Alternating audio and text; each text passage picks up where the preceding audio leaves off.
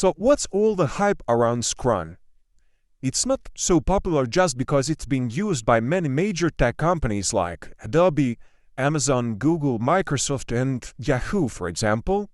So what is Scrum? Scrum be interpreted in many different ways, and you can always check the official definition from the Scrum guide. But I just want to show you my favorite definition of Scrum from my personal experience. I just have 3 of them. So first one, it's iterative development, or breaking a project into smaller chunks, starting with the most impactful and valuable chunks first. It's a software development method where my developers have full authority over the project without intervention from me, product owner. And finally, break a big project into 1 week to 1 month projects so you can make sure you are on course throughout. So Scrum is lightweight framework. It's not a methodology that doesn't take too much time away from production and has a relatively little overhead. Now, Ken Schwaber and Jeff Sutherland developed a Scrum 25 years ago. A Scrum guide is written and provided by them, and together they stand behind the Scrum guide. You can find the latest Scrum guide in the resource section. So please read this guide several times, and this is your first step to success in Scrum. Scrum uses an approach that is both iterative and incremental. You never go very long before assessing where you are with the products. This enhances predictability and mitigates risk. And Scrum is based on the 3 pillars of NPR season: transparency, inspection, and adaptation. But first, let's look at transparency. Transparency means that everyone can see every part of the product development, and this visibility is accessible to both the people on the Scrum team and stakeholders. An important part of transparency is agreeing on common standards for product development. This means agreeing on common terminology to use throughout development and agreeing on what it means for a feature to be done. Now let's take a look at inspection. Scrum encourages frequent inspection of work products and progress to detect undesirable deviation from expectations. I like Ken Schwaber's quote, "Scrum is like your mother-in-law. It points out all your faults," and it's so true. Developers are sometimes hesitant to adopt Scrum because it's point out everything they're not doing right. These inspections should happen frequently, but not so frequent that they get in the way of the development tasks. And finally, let's take a look at adoption. But during an inspection, when someone finds that the product development is starting to stray from the vision, the team must adjust and adapt to prevent further deviations. And Scrum outlines 4 specific techniques for inspection and adaptation. And they are sprint planning, daily Scrum, sprint review, and sprint retrospective. First, let's take a look at how Scrum compares to the older alternative of waterfall development.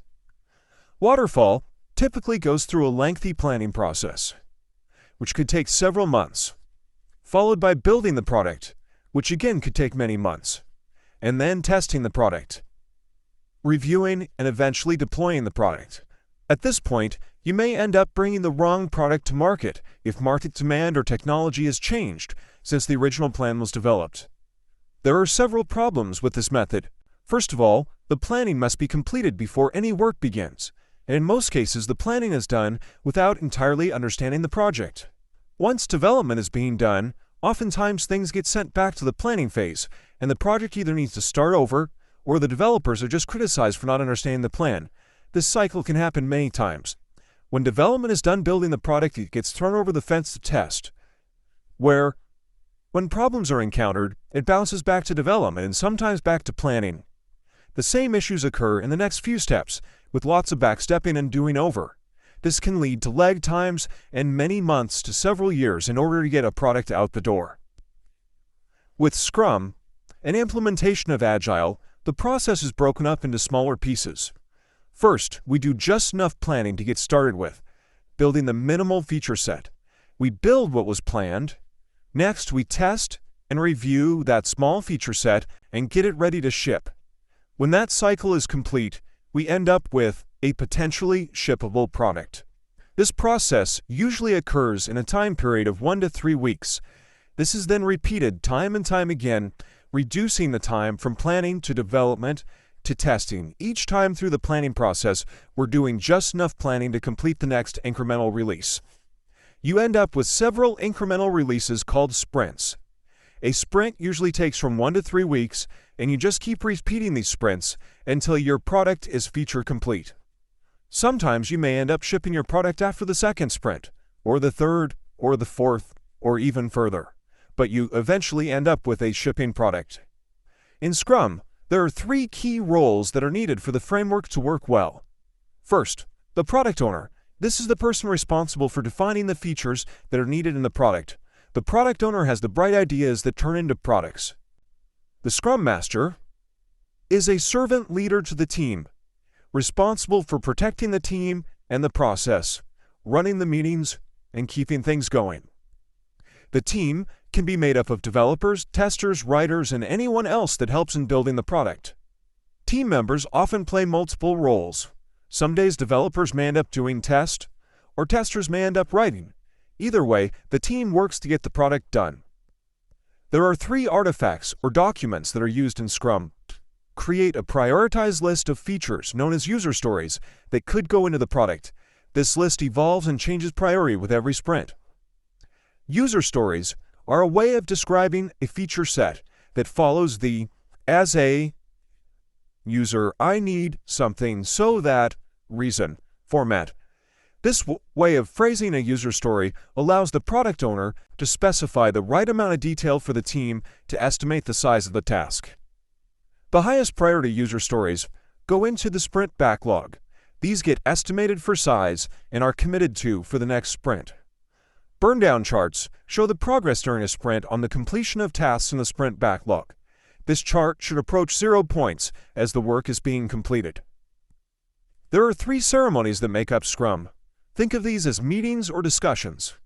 Sprint planning is where the product owner, Scrum Master, and team meet to discuss the user stories and estimate their relative sizes. The daily Scrum is a brief stand-up meeting where the team discusses what they have completed since the previous meeting, what they're working on, and anything that might be blocked or need help. The sprint review and retrospective occurs at the end of the sprint. This is where the team demonstrates the completed work to the product owner, and then the team discusses what they can do to improve the process going forward. Let's bring it all together and take a look at the Scrum workflow. Start with the product backlog, which is where the product owner builds a list of the bright ideas and features that could go into the product. The product owner prioritizes the list and brings the top items to the team. Sprint planning is where the team, product owner, and Scrum Master discuss the top priority user stories, determining what can go into the next sprint. The output from the sprint planning meeting is the sprint backlog. This is a list of user stories that have been committed to for the next sprint. The entire team and product owner have a solid understanding of what each of the user stories involves based on the discussions from the sprint planning meetings.